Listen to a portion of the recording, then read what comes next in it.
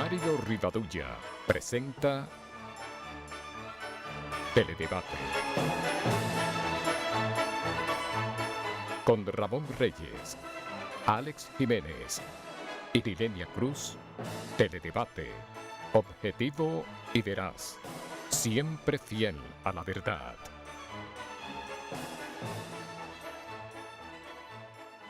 Sean todos bienvenidos, estimados amigos, amigas, a esta nueva entrega de Teledebate, donde, como habitualmente, vamos a estar con ustedes, Dios mediante, por la próxima hora, compartiendo temas de interés. Y hoy prácticamente vamos a dedicarle casi la totalidad del programa a nuestros entrevistados, nuestro huésped hoy, que vamos a presentar en breve. La reflexión de este día dice así: no existe peor desierto que vivir sin amigos. Y los pasos de la historia nos recuerdan que en el año 1633, bajo presión de la Santa Inquisición, el notable astrónomo y científico Galileo Galilei renegó de su teoría heliocéntrica, que establecía que la Tierra giraba sobre sí misma en una época en que se creía que estaba fija y suspendida en el espacio como auto de fe. La historia le atribuye, sin embargo, que mientras se desdecía a viva voz, murmuraba por lo bajo: pero se mueve, pero se mueve. Y en el año 1898, tropas estadounidenses desembarcaron en Cuba y, junto a las Mambisas, comandadas por el general Calixto García, provocaron la rendición de la ciudad de Santiago de Cuba. Tiempo más tarde se pondría fin a la contienda y, mediante el Tratado de París, España cedía la soberanía de la isla. En 1940, en los inicios de la Segunda Guerra Mundial, Francia cayó ante el empuje de las fuerzas acorazadas alemanas. El mariscal Henri-Marie Pétain firmó el armisticio, mediante el cual parte de Francia quedó liberada de la ocupación, estableciendo un gobierno provisional en Vichy. El entonces coronel Charles de Gaulle, exiliado en Inglaterra, rechazó el armisticio, haciendo un ardoroso llamado a los franceses a continuar la lucha. Su patriótica apelación la rubricó con una frase famosa: Francia ha perdido una batalla, pero Francia no ha perdido la guerra. Y en 1962, el doctor José Antonio Fernández Caminero, miembro del Consejo de Estado, anunció la creación de un comité de destrujización total de la administración pública y revisión de las pensiones y jubilaciones concedidas durante la tiranía. Sin más preámbulo, dada la importancia y diversidad de los temas a tratar, vamos a recibir a nuestro huésped de hoy, los destacados especialistas y comentaristas de temas agropecuarios, Enriquillo Rivas, y el ingeniero Manuel González Tejera. Pero antes tenemos que hacer una pausa para cumplir compromisos comerciales. Venga, los micrófonos.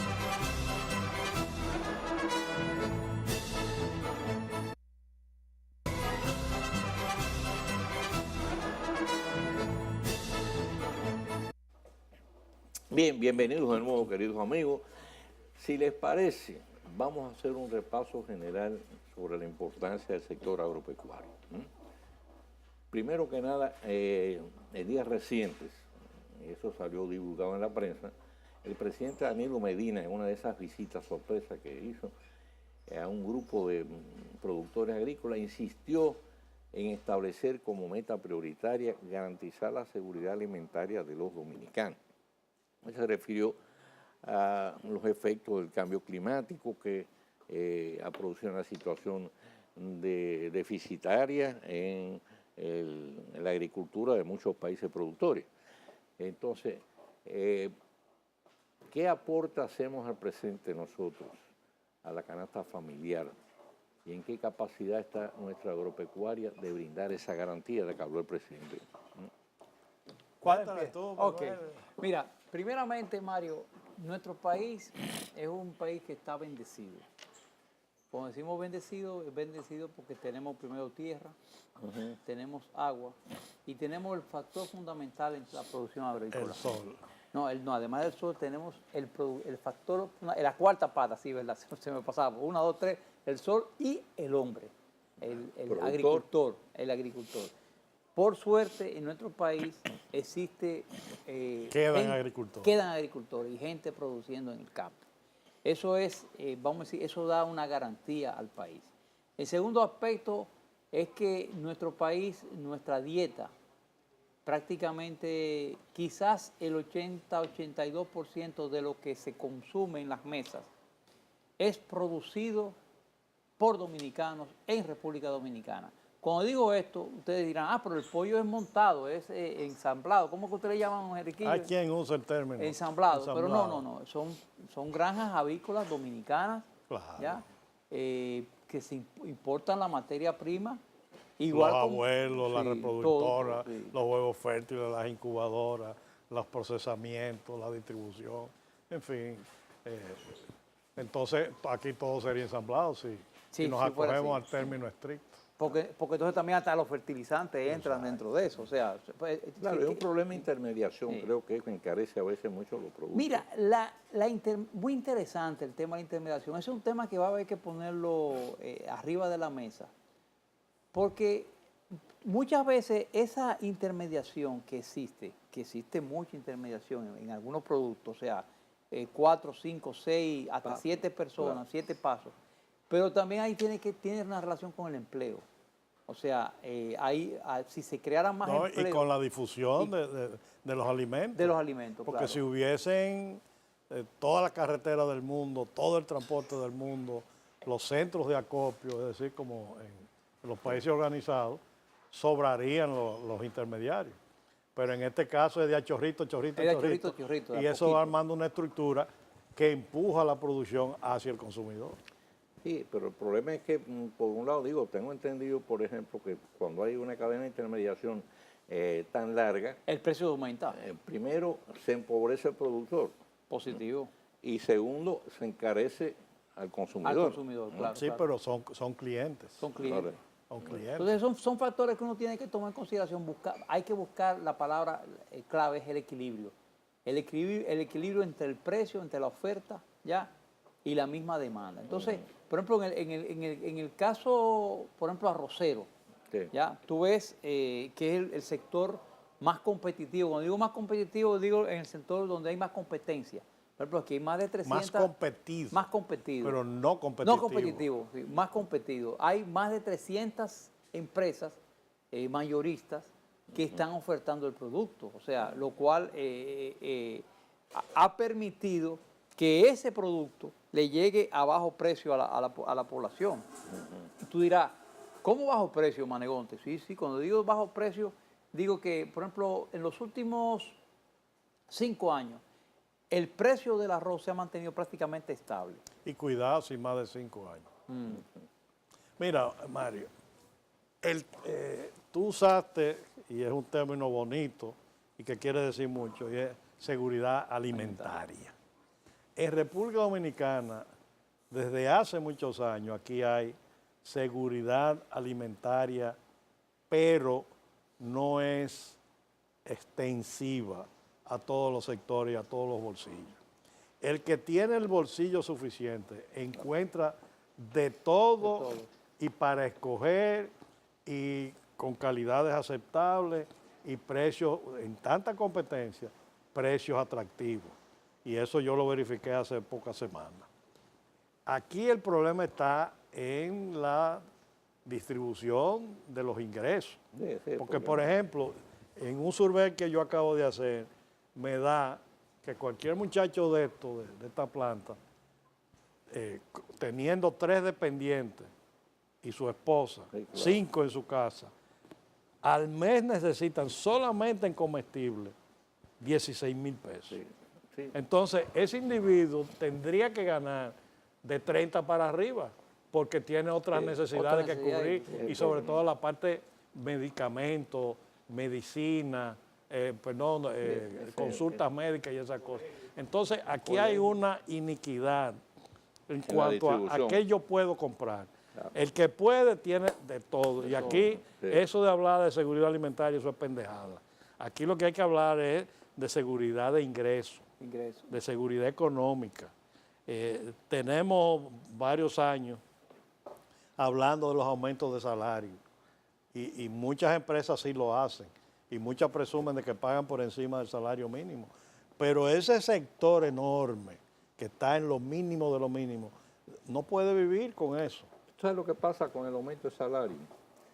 Yo he visto que es una espiral inflacionaria Y cuando tú miras hacia atrás y lo comparas con 15 o 20 años atrás, tú dices, te das cuenta de que 15 o 20 años atrás, con muchos menos pesos, tú adquirías más cosas que ahora. Más, claro. Entonces, ¿por qué? Pues aumentas el salario, pero desde que tú nada más hablas de que se empieza a discutir un aumento de salario, ya aumentaron los precios. O sea que cuando te aumentan el salario... Sí, sí, pero el comercio en este momento, Sí. la oferta alimenticia es enorme. Y con la entrada libre de productos, sean alimenticios, sean de diario vivir, con esa entrada masiva, ¿verdad? Hay una correspondencia de comerciantes. Bueno, Y la oferta es tremenda, tremenda, tremenda. Y la oferta siempre es favorable. Si yo capto bien, en este caso, la idea que ustedes quieren transmitir es la siguiente. La seguridad alimentaria tiene dos componentes. Uno es que tenemos producción suficiente. Y la otra, el otro componente es que tenemos que hay una parte de la población que tiene ingresos suficientes para adquirir esos productos, ¿no? Y otra parte no alcanza. Ahí está el punto. Además, pero bueno, tenemos producción suficiente en el país. O sea, el país en ese sentido. No, y mira el ejemplo, Puerto Rico. Puerto Rico nació y se crió con un libre comercio de su patrón del norte. O sea, es una dependencia de los Estados Unidos.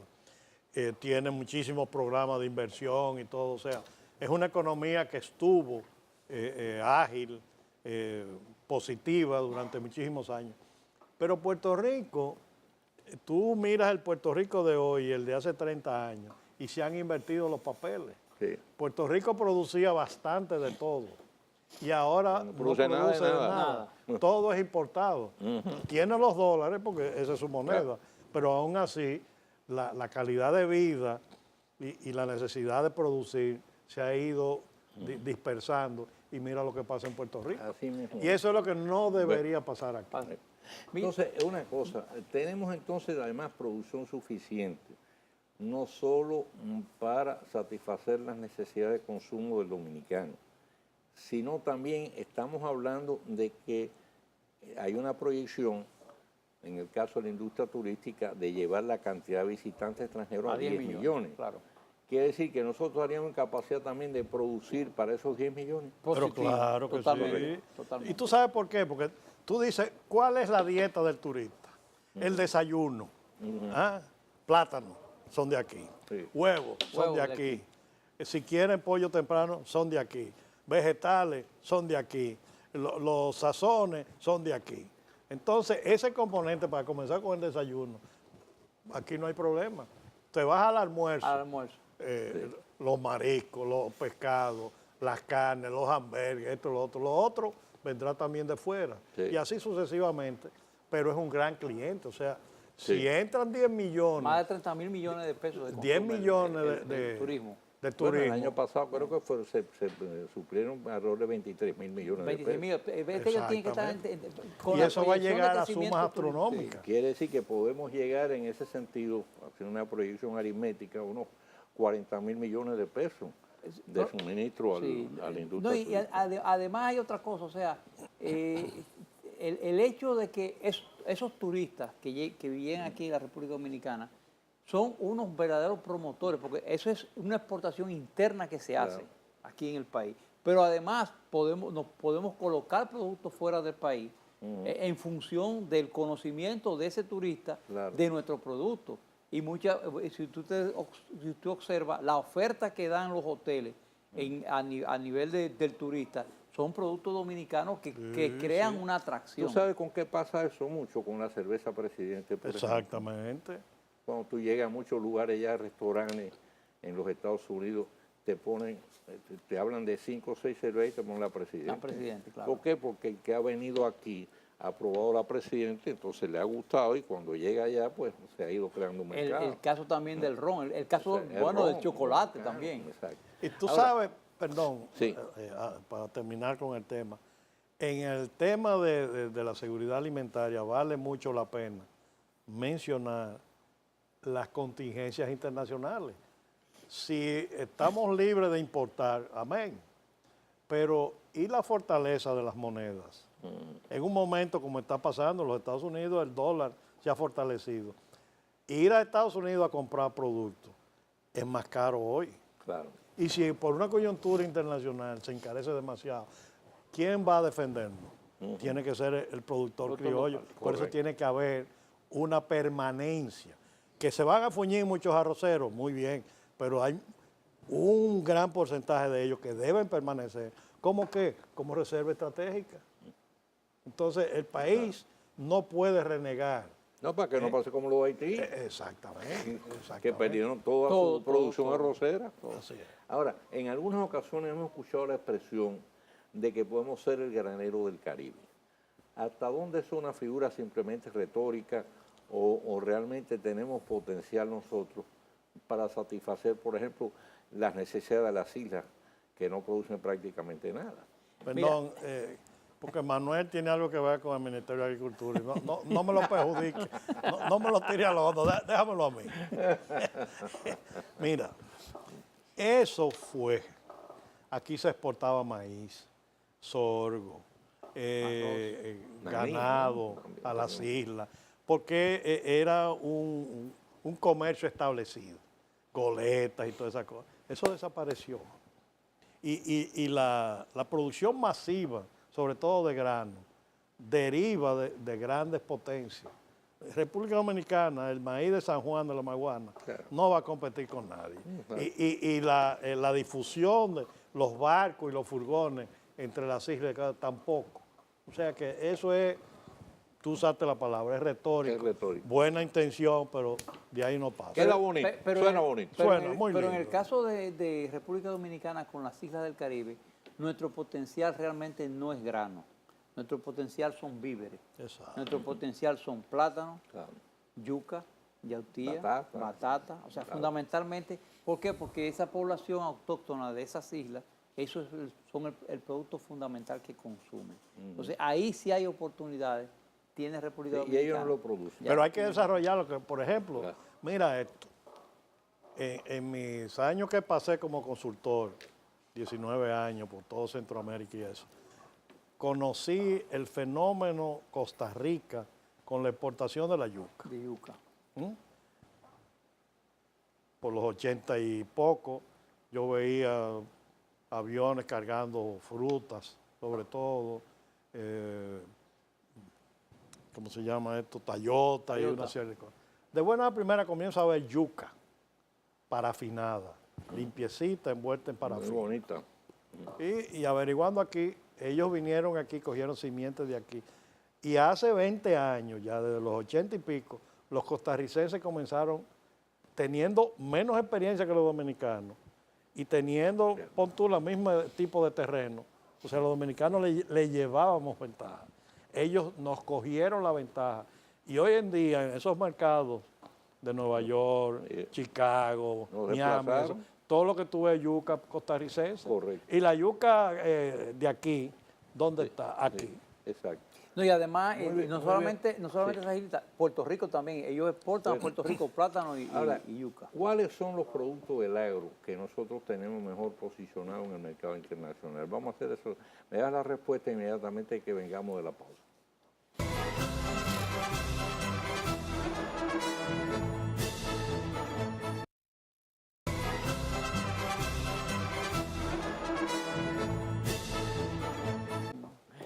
Bien, volvemos con el ingeniero Manuel González, con Enriquillo Rivas. ¿Cuáles son los productos del agro que ahora mismo nosotros tenemos mejor posicionado en el mercado internacional? Bueno, el mejor posicionado, y es el que más divisas genera, es el tabaco. Ahora bien, eso es el tabaco. Es el campeón. El tabaco, 700 700 millones millones de dólares se genera. Sí, yo leí Ya, que se vendían 5.000 millones de unidades de unidades. O por sea, año.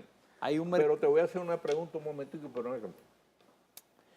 Con la apertura esta de Cuba, que sabes que el tabaco cubano gozaba de mucho prestigio, de Sí, mucha, ¿tú crees que nosotros podemos enfrentar exitosamente esa competencia? Bueno, Diría que sí. yo creo que podemos enfrentarla. O sea, El cliente es el cliente. El precio y las relaciones Además, no creo tienen que el precio. tabaco dominicano ha adquirido una gran calidad. Ya tiene su no, nombre. tiene una calidad y tiene un Tiene nombre. su Tiene un nombre. nombre, tiene un nombre. Entonces están las marcas que hay que defenderlas. ¿Tú entiendes? Entonces, cuando te hablo de tabaco, ahí viene el segundo renglón. Sí, pero no, antes que terminemos con el tabaco. Hay una intención que detrás de eso deben andar los judíos y esos sectores que quieren cogerse de otra manera el mercado mundial del tabaco. Y es propiciar que países hagan a un lado el tema de marcas. O sea, que todos los tabacos fueran Lo que está en genéricos. Australia. Sí, lo que está haciendo Australia ahora mismo. Sí. Ojo con eso, porque si eso llegara a suceder, Ahí mismo. entonces ahí Ahí sí sí hay este problema. país se podría perjudicar. Ahí hay problemas. Sigue tú con Entonces, los productos. tenemos el tabaco en primer lugar. En segundo lugar, tenemos el cacao. Tenemos el cacao donde ya se ha establecido la calidad del cacao para producir Como denominación de origen. como denominación de origen para producir chocolates de categoría A1 a nivel Y de zonificados. mercado internacional. Entonces, el hecho, por ejemplo, los dark chocolate que se venden, o sea, los chocolates oscuros que se venden, que llevan en su etiqueta, ¿ya? Con contenido cacao de la Dominicano. República Dominicana. Eso es muy importante para nuestro Sí, país. Eso pero es marca país. Hay muchos americanos que no saben, por ejemplo, que chocolate suizo, chocolate norteamericano, de muchas marcas, está hecho Con materia prima Materia dominicana. prima sí, local, con materia prima dominicana. Entonces, ahí tenemos una fortaleza, pero que debemos de, vamos a decir, garantizar y primero el suministro, se está aumentando las áreas de producción de tabaco, se está mejorando la tecnología en el mismo de tabaco, en el cultivo del cacao, ¿ya? Lo cual es muy bueno. Ahora bien, tenemos amenazas que tenemos que también tomar en consideración y no perder de vista. El caso, tú mismo señalabas ahorita en la pausa lo de Vietnam.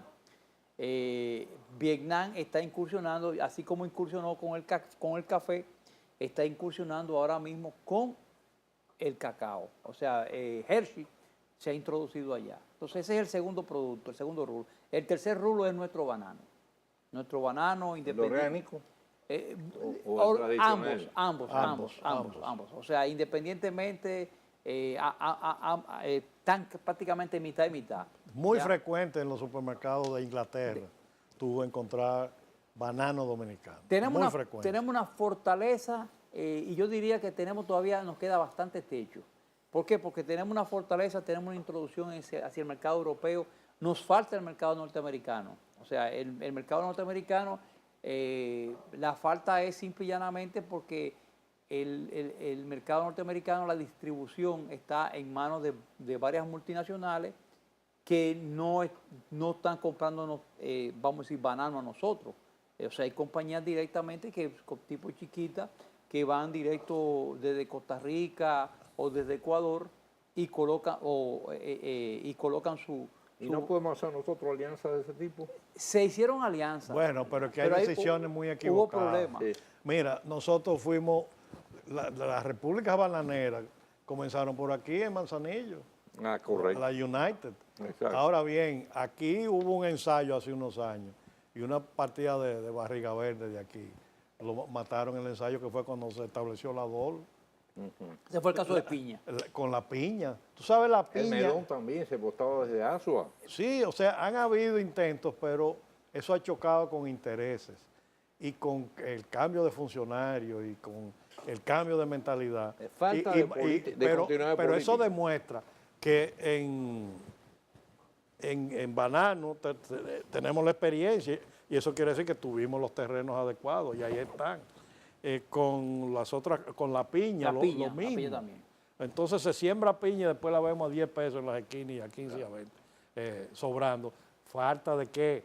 De mercadología y falta de organización. Pero o sea, creo que hemos esfuerzos logrado también- muy fragmentados. Creo que hemos logrado también un buen posicionamiento con el aguacate. Sí, el aguacate. El aguacate Y es el mango, el va mango, en el mango. ascenso tanto el aguacate, los frutales, el mango, como el mango, como los aguacates Y van la en producción ascenso. de invernadero.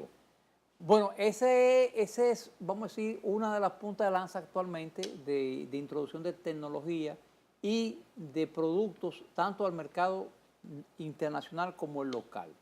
Ahí tenemos una fortaleza, por ejemplo, en el caso de los ajíes o pimientos morrones, una fortaleza que debemos seguir explotando. Los Tuvimos, vegetales chinos. También. sí, pero todavía vamos primero con lo de producción de ambiente controlado.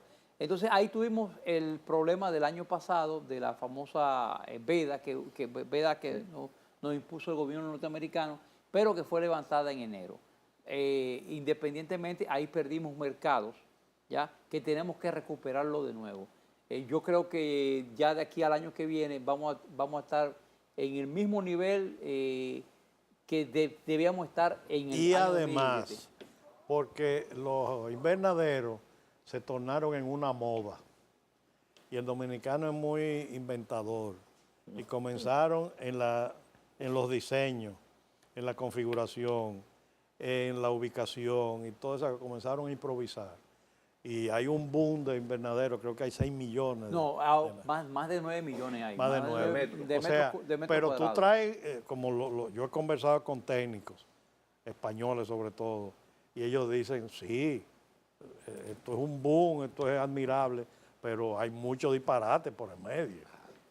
Entonces, pero cuando se consolidara y se sedacearan los proyectos de invernadero y ocuparan su verdadero lugar y su productividad fuera como debería ser, entonces aquí nadaríamos en pimientos morrones. Aquí habría que hacer carnavales De pimiento. pimiento y Por cosas ejemplo, de esas. hay un caso que quería comentarlo y es el desarrollo que está teniendo la zona de Rancho Arriba en San José de Ocoa. Magnífica ¿ya? zona. Y que ahora con la construcción, con la terminación de la carretera Blas Olivo, la carretera que va de Rancho Arriba a Piedra Blanca, ahí eso va a crear, está creando una revolución. Mario, ¿tú no has caminado por ahí? No. Date una vuelta. Date una vuelta Tú vas y vienes en una tarde. en una tarde. O sea, Preciosa carretera y te vas a dar cuenta el potencial. Eso es un Constanza allí en la esquina. bueno, yo diría que es mejor que Constanza. Diríame que es mejor Pues que tiene más Constanza. agua. Primero Tiene ríos adentro. tiene el factor agua, el río Nizao, y tiene además agua, eso se llamaba Ojo de Agua anteriormente, eso era un lago anteriormente, Rancho Arriba, o sea, tiene agua. Entonces, tiene todo el clima beneficioso, tiene las estructuras que se han construido, ahí se han construido varios lavaderos, varias estructuras de ambiente controlado, y hay bastante tierra, que es sobra factible todavía. para introducir más invernaderos. Hacer, vamos a decir, en esa zona, vamos a decir, una gran zona franca de invernaderos. Y te voy a decir por qué, Mario. Tú Espérate, agarras la carretera. Vamos a hacer una pausa. Ok, Continúa. ok. después.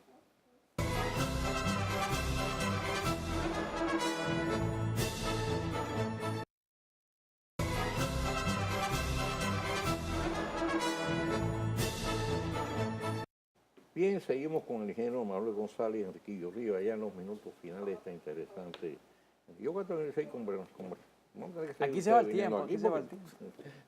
Quedan muchos temas. Mira, que yo te decía que cuando tú Sí. agarras a Rancho Arriba, tú vas a 34 kilómetros, llegas a Piedra Blanca y ahí están 69 kilómetros Santiago. Está el Aeropuerto Internacional de Santiago. Y luego también estás a tiro de hit en la autopista Duarte con la nueva circunvalación que se ha construido, que ese proyecto va a continuar hacia la cercanía del mismo Aeropuerto Internacional. Caucedo, Hacia y el Caucedo. multimodal de Caucedo. Y eso va a ayudar más todavía a estimular más la producción en ambiente controlado en Rancho Arriba. Correcto. Bien, en los minutos finales, esto que nos queda. Vamos al mercado haitiano. Ahí está la veda que impusieron a 23 productos. Digo, la veda es un tipo de veda, no que no pueda entrar productos, sino que lo que está prohibido es que puedan entrar a través de la frontera. Tiene que ir por vía marítima. No. ¿Así? ¿Cómo es la cosa? Por vía marítima eso es un disparate. Pueden entrar irregularmente pagando peaje. Ah, Punto. Mira, yo pasé 13 años yendo a Haití todos los meses por 2 días, 2 a 3 días. O sea que me empapé de la idiosincrasia y demás.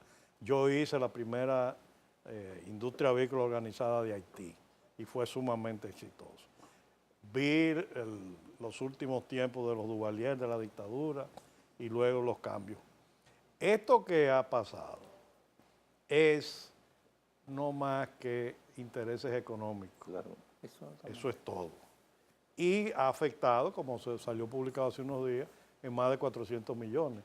Pero eso es la manera de poderlo contabilizar. Pero de alguna manera algo pasa, porque algo comen los haitianos. Claro. Entonces, esto es Bueno, creo que fue... un tema de corrupción y un tema de divertirse, o sea, de llevarse las cosas a otros canales. Creo que fue el ministro en de Comercio detrimento que- de la población haitiana. El otro día cuando habló de las pérdidas que se 400 millones dice, aproximadamente. bueno, pero lo que ha hecho eso es estimular el comercio de contrabando. Claro, Claro el que comercio sí, informal. El informal. claro que sí. Y bajo una premisa de un disparate, para poder contabilizar. No, señor. Era alándole el pie al gobierno dominicano por la situación migratoria. Y al mismo tiempo los intereses inconfesables y esos intereses que mueven millones, porque esos 400 millones de dólares en algún sitio se están moviendo. Claro. Y no es trayendo furgones de Costa Rica, ni de Holanda, ni de Estados Unidos por la clara y pagando entonces los impuestos. No, no es así. Entonces es un tema feo, sucio, y que le ha hecho daño a la producción, pero a quien más daño le ha hecho es al consumidor haitiano. Haitiano. Es el perjudicado, sí. Aquí los huevos están a 3 pesos y los haitianos se los comen a 9 y a 10. A Los 9 y a sí, 10 pesos. Sí, señor. 3 veces más el precio del Exacto. huevo. Y los plátanos lo mismo. Un es país con decir, ese nivel de pobreza. exactamente. Me imagino que se comerán un huevo al menos o algo así, porque digo, realmente... No sabemos cuánto será, pero hemos visto que han roto Bueno, muchos yo miles te voy de a huevos decir en la ahora frontera. mismo, 10 millones de haitianos. Y la producción de Haití hay menos de 50,000 huevos diarios. O sea, 1,5 millones de huevos, eso. Y de aquí van, porque en un momento dado eso llegó a 10, 15 millones de unidades. De unidades. Pon tú que sigan siendo 4, 5, 6 o 7 millones, pero se lo comen. Pero se lo comen informalmente Claro. y no contabilizado. Ahí está la desgracia. Hablando de huevos, salió hace algún tiempo la información, o había salido, de que Rusia iba a adquirir una cantidad enorme de huevos mensualmente. No me recuerdo si eran 15 o 20 millones, una cosa de... Y también pollo, pero después no se habla más de eso. Mira, Mario, cuando yo veo aquí cubanos, venezolanos, rusos, no pierdo mi tiempo. Porque lo he perdido ya muchas veces. Y anduvieron unos rusos ahí y me invitaron y yo fui a regañadientes y yo primo de Putin, todas las cosas que te den Ellos la te gana. compraban Y ron. mira, ni un carajo, esos son bluff. Porque si quisieran organizarlo, esos aviones rusos, que es una barbaridad de vuelo a Punta Cana, se van con la barriga vacía y podrían irse llenos de huevos y de muchísimos vegetales, pero eso no es así. Eso no es así, Entonces, como lamentablemente. los árabes de aquellos que hay que invertir 29 millones de dólares, ustedes se recuerdan sí, en Montecristi. en Montecristi y por ejemplo. Manzanillo. Todavía Estamos esperando. en Montecristi están esperando. Sí. Eso Calor hace. eso se puede creer el 1%, lamentablemente. Entonces, tenemos que desear también la gente que viene aquí con ese tipo de oferta, ¿no? De promesa. Pero es que no, en mi caso, que ya soy un veterano, estoy cansado.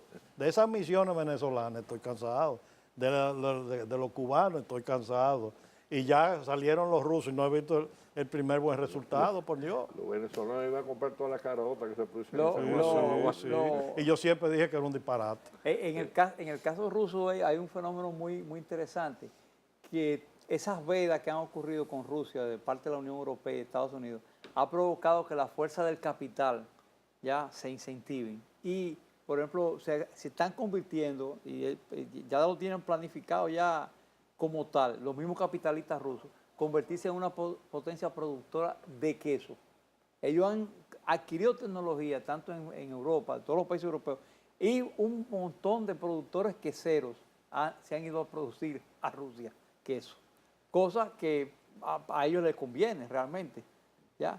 Bueno, A nosotros no nos conviene porque no podemos exportar hacia allá. Antes de finalizar, ¿habrá posibilidades en ese caso de normalizar el comercio con Haití o va a seguir esa situación? Sí, cuando Sí. haya cierta estabilidad política, Claro. porque el caldo de cultivo de todas estas mañas, de todos estos vicios, Es la política. es la inestabilidad política. Cuando hubiese cierta estabilidad y se hablara de un tratado de libre comercio entre las dos naciones y de una regularización y se haga de buena fe las dos cosas y con el famoso término de transparencia, en ese momento volverá. Enriquillo, Manuel, muchísimas gracias, que el tiempo con ustedes se va así volando. Y yo creo que van a tener que volver en cualquier momento. Cuando tú a seguir quieras. hablando Cuando tú de quieras, esto. Mario. Con muchísimo gusto. Además, ustedes son comunicadores natos. Sí. Y gratuitos. También. Bien, señor, hacemos la pausa, volvemos con el tiro rápido.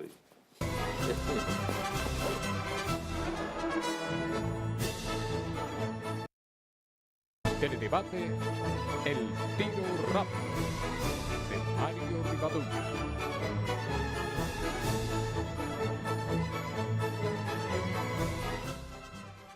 El llamado pacto fiscal se ha convertido en tema diario de noticias, especulación y preocupación.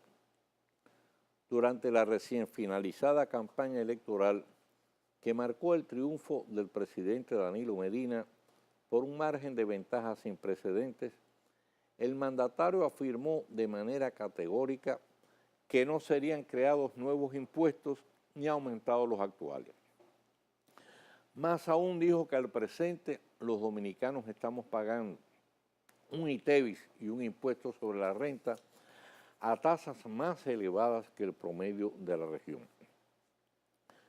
Ahora bien, se sabe que el gobierno requiere de mayores recursos para enfrentar los crecientes requerimientos presupuestarios.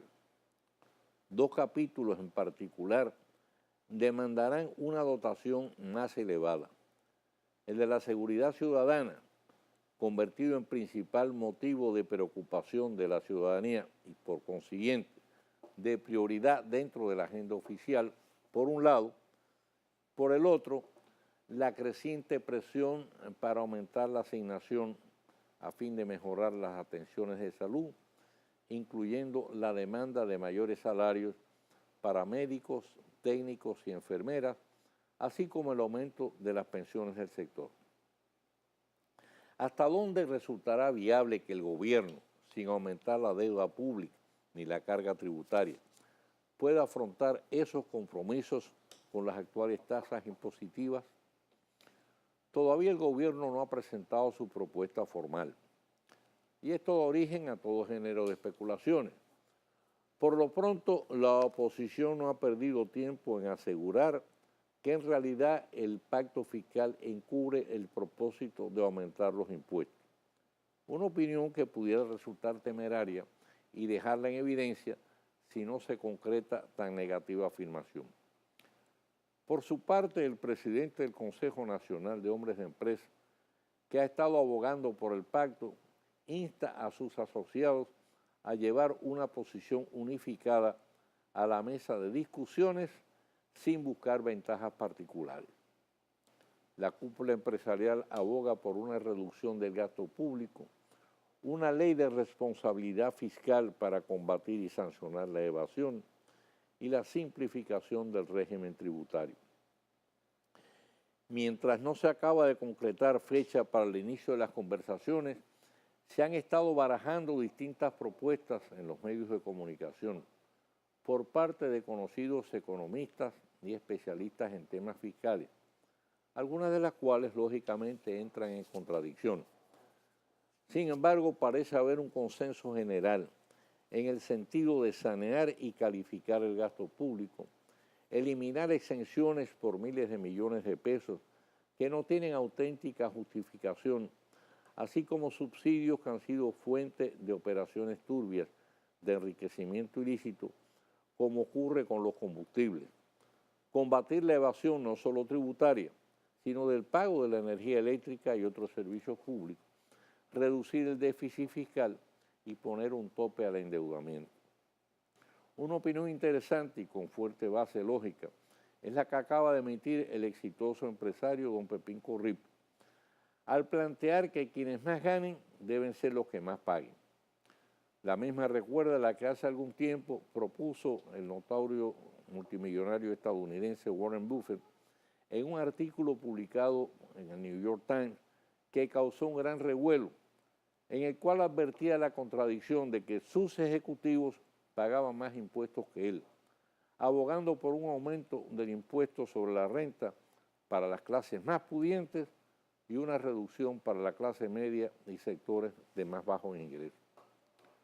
No obstante la elemental justicia de su propuesta, esta no le generó precisamente simpatías a Buffett entre el sector económico al que pertenece y donde es un admirado y envidiado referente de ese, tal como seguramente pudiera ocurrir ahora en el plano local con el planteamiento de don Pepín. Especulaciones y expectativas solo serán despejadas una vez que se dé inicio a las conversaciones y el gobierno presente la propuesta que servirá de base a las mismas, siempre con la esperanza de que cumpla con las categóricas afirmaciones del presidente Medina de que ni se aumentarán los impuestos existentes ni se crearán otros nuevos. Mañana, Dios mediante, estaremos de nuevo con ustedes con una nueva entrega de Teledebate. Que el Señor les bendiga, pasen un excelente resto de la noche y recuerden no moverse de frente a sus televisores para que sigan disfrutando de la programación de este Canal 23.